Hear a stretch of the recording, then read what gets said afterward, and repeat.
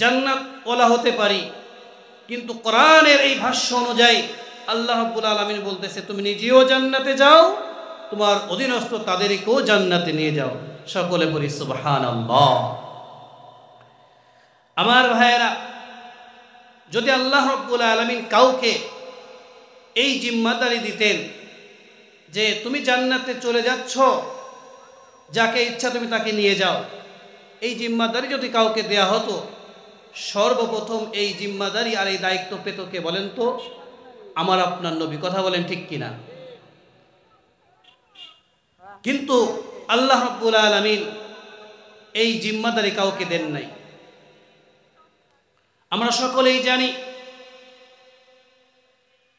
হুজুর পাক সাল্লাল্লাহু আলাইহি ওয়াসাল্লামের চাচা ছিলেন আবু তালেব, যিনি রাসূলুল্লাহ সাল্লাল্লাহু আলাইহি ওয়াসাল্লামকে সর্বদিক থেকে সহযোগিতা করেছেন।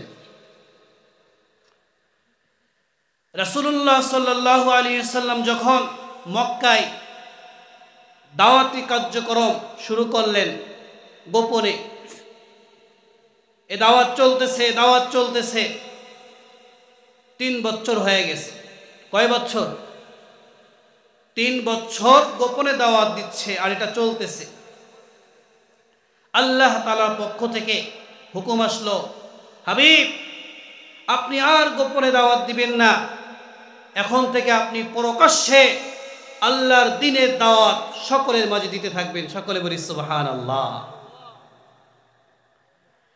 আমার ভাইয়েরা,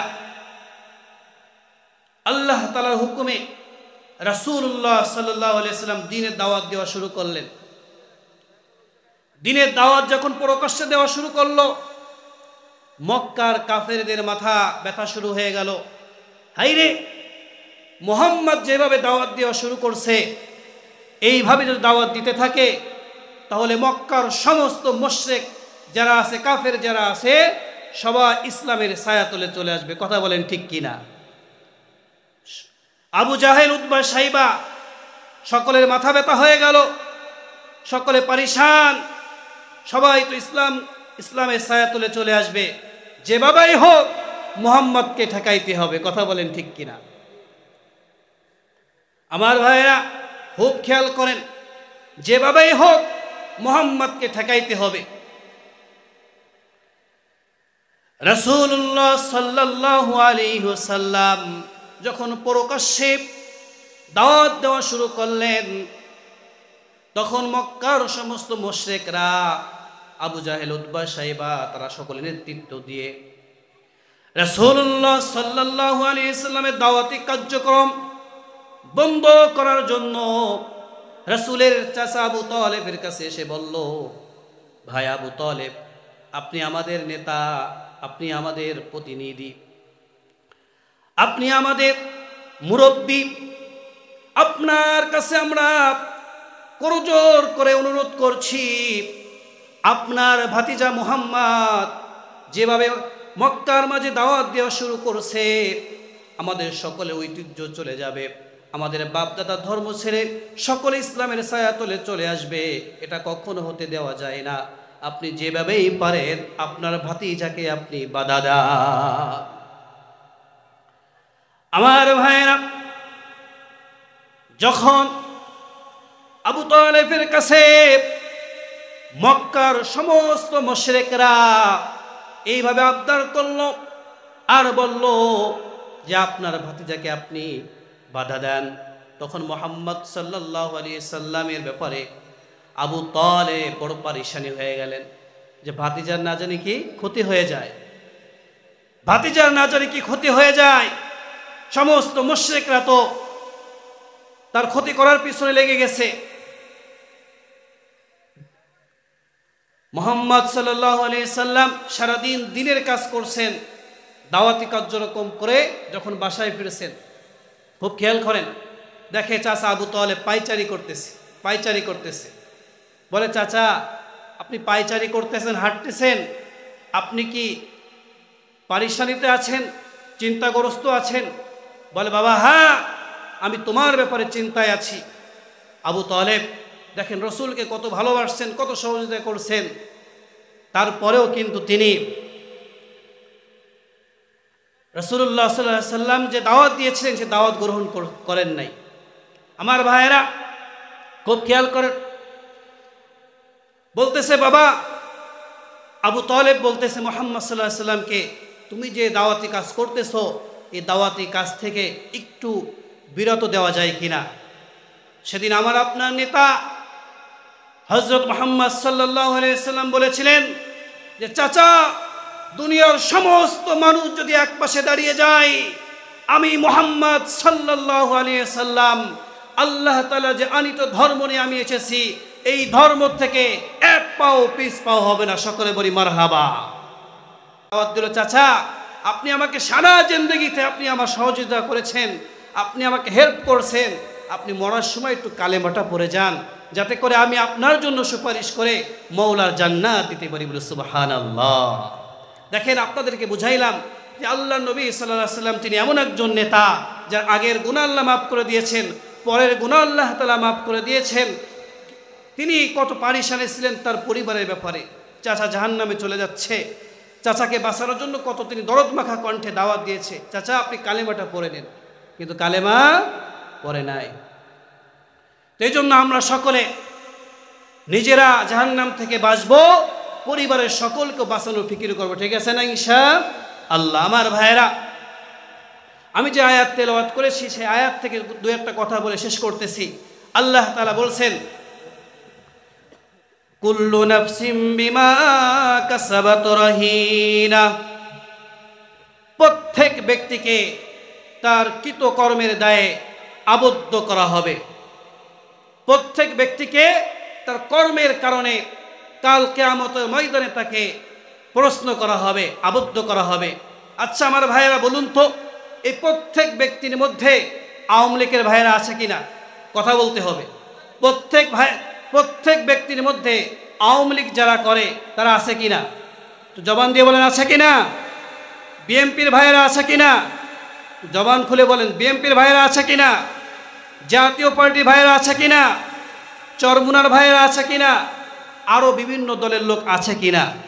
অর্থাৎ দুনিয়ার মধ্যে যত মানুষ আল্লাহ তাআলা পাঠিয়েছেন, প্রত্যেক ব্যক্তিকে তার কর্ম কি, ভালো অথবা খারাপ, এই বিষয়ে আল্লাহ রাব্বুল আলামিন সকলকে জিজ্ঞাসা করবে। ইল্লা আসহাবাল ইয়ামিন, তবে যারা নেককার তারা তো সেদিন আল্লাহ তাআলা দরবার থেকে তারা মুক্ত হয়ে যাবে, ডান হাতে আমলনামা পেয়ে যাবে, তারা জান্নাতে চলে যাবে। ফি জান্নাতি ইয়াতাসাআলুন, ফি জান্নাতি ইয়াতাসাআলুন, তবে যারা নেককার তারা চলে যাবে ফি জান্নাতি ইয়াতাসাআলুন, তারা জান্নাতে যাবে। আমার দিকে সামনের দিকে খেয়াল করেন, খুব মনোযোগ দেন, মনোযোগ না দিলে আপনার আলোচনা বুঝবেন না।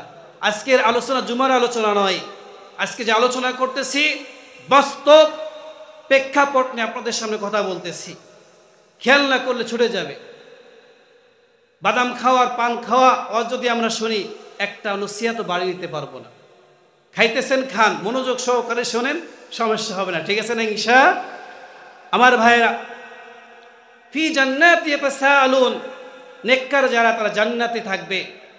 জান্নাতে যাওয়ার পরে জান্নাতীরা খুশিতে একটা দৌড় দেবে, তারা খুঁজতে থাকবে দুনিয়ায় যাদের সাথে ঘুরতাম দেখি তাদেরকে আজকে পাই কিনা, একসাথে চার দোকানে আড্ডা দিতাম দেখি সেই বন্ধুটা জান্নাতে আছে কিনা।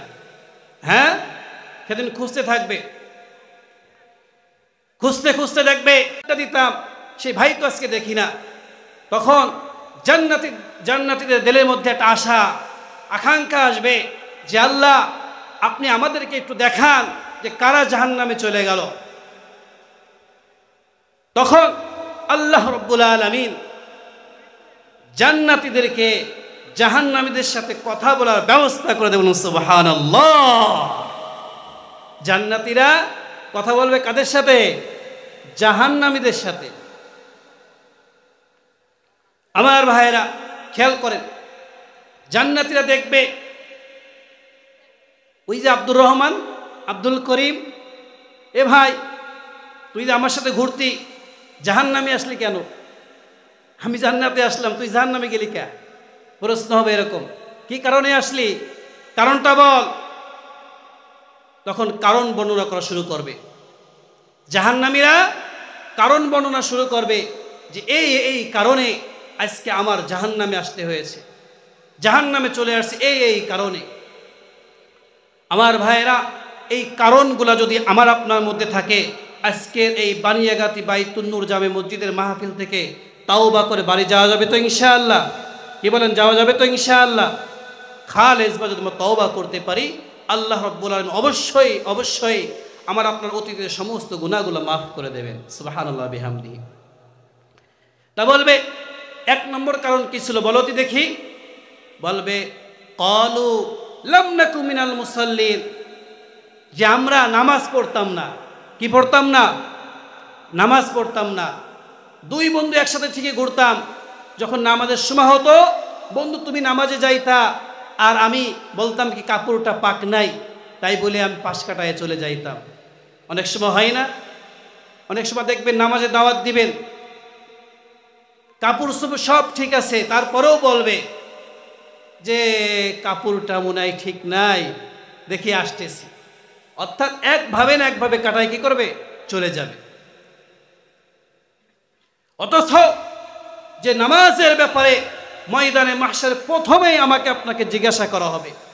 রাসূলুল্লাহ বলেন, আউয়ালু মা ইউহাসাবু বিহিল আবদু ইয়াউমাল কিয়ামাতিস সালাহ, কিয়ামতের দিবসে সর্বপ্রথম আমাকে আপনাকে এই নামাজের হিসাব নেবেন। সুবহানাল্লাহ পড়েন। নামাজের হিসাব আগে আমার আপনার থেকে নেওয়া হবে। দুই নম্বর হলো, আমি লম্বা আলোচনা করতে পারতেছি না, যেহেতু আমাদের অনেক অতিথি মেহমানরা চলে আসছে, আপনারা খুব আগ্রহের সাথে শুনতেছেন, তাই দু একটা কথা আমি বলতেছি। আমার কথা তো প্রত্যেক জুমাই আপনারা শোনেন, তারপরেও বলতেছি। কেন? এই কথাগুলো খুবই জরুরি। দুই নম্বর হলো, ওয়ালাম নাকু নুতঈমুল মিসকিন, আল্লাহ তাআলা আমাকে আপনাকে যে অর্থ দিয়েছে, এই অর্থ কার? জবান খুলে বলুন তো। বুঝে বলছেন নাকি না বুঝে বলছেন? বুঝে বলেন, আমি বুঝাই, আপনার তারপরে উত্তর দেন। আল্লাহর যে মাল, এটা বোঝেন আগে। আল্লাহ তাআলা বলেন, হাল আতা আলাল ইনসানি হিনুম মিনাদ দাহরি লাম ইয়াকুন শাইআম মাযকুরা, হে মানুষেরা, তোমরা উল্লেখযোগ্য কিছুই ছিলে না, আমি আল্লাহ তাআলাই তোমাদেরকে প্রতিষ্ঠিত করছি। সুবহানাল্লাহ পড়েন। আমরা মায়ের গর্ভের থেকে যখন দুনিয়াতে আসছি, কি নিয়ে আসছিলেন বলেন তো? একদম কি বলে, উলঙ্গ হয়ে চলে আসছিলাম, তাই না? যাওয়ার সময় কি নিয়ে যাবেন? কিছু নিতে পারবেন? একই হালাত। আসছেন যে অবস্থায়, যাবেনও সে অবস্থায়। মাঝখানে আল্লাহ তাআলা আমাকে আপনাকে প্রতিষ্ঠিত করছে, অর্থাৎ রব আমাকে আপনাকে যা দিয়েছে এটা সম্পূর্ণ রবের দান। কথা বলেন ঠিক কিনা? এবার হয়তো আপনারা বলছেন, যে মাল আল্লাহ তাআলা আমাকে আপনাকে দিয়েছে এটা আমার আপনার কিছু নয়, সমস্ত কিছু আমার আপনার রবের দান। কথা বলেন ঠিক কিনা? তো আল্লাহ তাআলা বলছেন, অমিম্মা রাযাকনাহুম ইউনফিকুন, এই নাফরমান, এই নাফরমান, এই নাফরমান, আমি আল্লাহ তাআলা তোকে যা দিয়েছি তার থেকে দান করবি, তা কেন তোরা তার থেকে দান করিস না? অমিম্মা রাযাকনাহুম ইউনফিকুন, আল্লাহ যা দিয়েছে তার থেকে কিছু দান করো। আমরা তাও করতে চাই না, তাও আমরা করতে চাই না। আমার ভাইয়েরা, মাল আল্লাহ তাআলা দিয়েছে, এই মাল চিরস্থায়ী থাকবে না। আমি যে আমলগুলা করে যাব, সালিহা যে আমলগুলা করে যাব, এই আমলগুলো আমার আপনার সঙ্গে যাবে। কথা বলেন ঠিক কিনা? তিন নম্বর হলো, অকুন্না নাখুদু মাল খায়িদিন, আমরা অনর্থক মজলিসে আমরা বেহুদা সময় নষ্ট করি, বেহুদা সময় আমরা নষ্ট করি। এই সময়গুলো নষ্ট করা যাবে? দুনিয়াতে যে সময়টা আল্লাহ তাআলা দিয়েছেন, 60 বছর 70 বছর যে হায়াতটা, এটা বান্দা সময়। এই হায়াত আমি নষ্ট করলেও যাবে, না করলেও চলে যাবে। এজন্য আমরা সবাই ইনশাআল্লাহ, এজন্য আমরা এই সময়টাকে কাজে লাগাবো। ঠিক আছে না ইনশাআল্লাহ?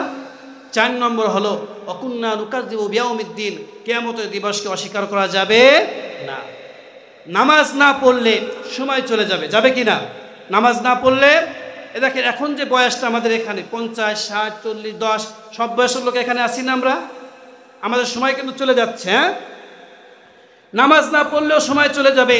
দান না করলেও সময় চলে যাবে, এরপরে অনর্থক মজলিস সময় কাটাইলেও সময় চলে যাবে। এইভাবে কি হয়ে যাবে? হাত্তা আতানাল ইয়াকিন। এক সময় দেখবেন আমার আপনার দরজায় মালাকুল মউত চলে আসছে। সেদিন আমার আপনার সকলেরই দুনিয়ার থেকে চলে যাইতেই হবে।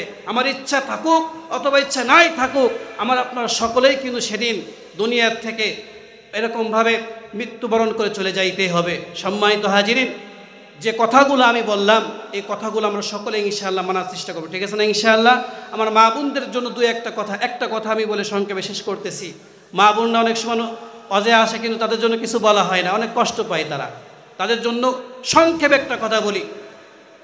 1 মিনিটের ওয়াজ যদি তারা আমল করতে পারে, মাওলার জান্নাতে দৌড়ায় যাবে না, হাইটে যাবে না, দৌড়ায় চলে যাবে। সুবহানাল্লাহ। আপনারাও মুখস্থ করেন। কারণ কি বলেন তো? আপনার অধীনে আপনার বিবি, তাকে আপনার চালাইতে হবে না। 4টা কাজ করাইবেন বিবিদের। আমার মা বোনরা আপনারা যারা শুনতেছেন, 4টা আমল আপনারা করবেন, নিঃসন্দেহে আপনারা জান্নাতে চলে যাবেন। 1 নম্বর হলো ওয়াক্ত মতো নামাজ পড়তে হবে, সময় মতো নামাজ পড়তে হবে, নামাজের অবহেলা করা যাবে না। 2 নম্বর হলো পর্দা করতে হবে। পর্দার যে বিধান আছে সম্পূর্ণ মেনে আমার মা ও বোন আপনাদের চলতে হবে। পর্দার ব্যাপারে আমরা উদাসীন, পর্দার ব্যাপারে আমরা মানতে চাই না। পর্দাটা আমাদের খুব খেয়াল রাখতে হবে। 3 নম্বর হলো স্বামীর খেদমত করতে হবে। স্বামীকে যেভাবেই হোক আপনাকে খেদমত করে তাকে রাজি রাখতে হবে। স্বামী অসন্তুষ্ট হলে আল্লাহ তাআলাও ওই মা এবং বোনদের প্রতি অসন্তুষ্ট থাকেন। 4 নম্বর হলো লজ্জা স্থানে হেফাজত করতে হবে। 1 নম্বর হলো, আবারও বলি, নামাজ সময় মতন পড়তে হবে। ও মা ও বোন, আপনাদেরকে বলি নামাজ সময় মতন পড়বেন। 2 নম্বর হলো পর্দা করবেন। 3 নম্বর হলো স্বামীর খেদমত করবেন। 4 নম্বর হলো লজ্জা স্থানের হেফাজত করবেন। আর ছোট্ট একটা আমলের জন্য আপনারা দরখাস্ত করেছেন, আমার উস্তাদ পাশে বসে আছে, আসলে বলাটা বিয়াদবি, তারপরেও বলি। কয়েকজন মুরব্বী আমাকে বলেছেন যে হুজুর নোয়াপাড়া মাদ্রাসায় একটা আমলের কথা বলছিলেন, ওটা যদি আবার বলতেন আমরা আমল করতে পারতাম। বলে দিই, আল কসাইসুল কাবাইর 3য় খণ্ডে আমলটা আসছে। রাসূলুল্লাহ সাল্লাল্লাহু আলাইহি সাল্লাম একজন দরিদ্র সাহাবী রাসূলের কাছে এসে বলতেছে, ইয়া রাসূলুল্লাহ, ইয়া হাবিবাল্লাহ, আমার দারিদ্রতা মোটা যাই না, অভাব মোটা যাইতেই চাই না, একটা আমল শেখাইতেন যে আমল করে আমার দারিদ্রতা দূর করতে পারি। রাসূলুল্লাহ সাল্লাল্লাহু আলাইহি সাল্লাম ওই সাহাবীকে বললেন, তুমি একটা আমল করতে থাকো। আমলটা হলো সুবহানাল্লাহি ওয়া বিহামদিহি সুবহানাল্লাহিল আযীম আস্তাগফিরুল্লাহ। একটু কষ্ট করে জবান খুলে পড়বেন বাবারা, একটু বলেন তো, সুবহানাল্লাহি ওয়া বিহামদিহি সুবহানাল্লাহিল আযীম আস্তাগফিরুল্লাহ। এই দোয়াটা সকালে 100 বার, সন্ধ্যায় 100 বার যদি আমল করতে পারি, আল্লাহ রাব্বুল আলামিন অতি সত্বর দ্রুত আমার আপনার যে রিজিকের যে সমস্যাগুলো আছে আল্লাহ তাআলা দূর করে দেবেন। সকলে বলি সুবহানাল্লাহ। ওই সাহাবী কিছুদিন পরে এসে বলে, ইয়া রাসূলুল্লাহ, ইয়া হাবিবাল্লাহ, আপনি যে আমল দিয়েছিলেন আমি মাত্র কয়েকদিন আমল করেছি, কিছুদিন আমল করছি, এরপরে আল্লাহ তাআলা খাজানার থেকে এত বেশি রিজিক আসা শুরু করেছে, আল্লাহ আমাকে এত বেশি রিজিক দিয়েছে, ইয়া হাবিবাল্লাহ, আমার আর অভাব নাই। সুবহানাল্লাহ পড়ি। এমনটা করা যাবে ইনশাআল্লাহ। আল্লাহ রাব্বুল আলামিন আমাদের সকলকে ইখলাসের সাথে, রুহানিয়তের সাথে কথাগুলি আমল করার তৌফিক দান করেন। সকলে আমরা একটু জবান খুলে পড়ি, আল্লাহুম্মা আমিন ওয়া মা আলাইনা ইল্লাল বালাগ।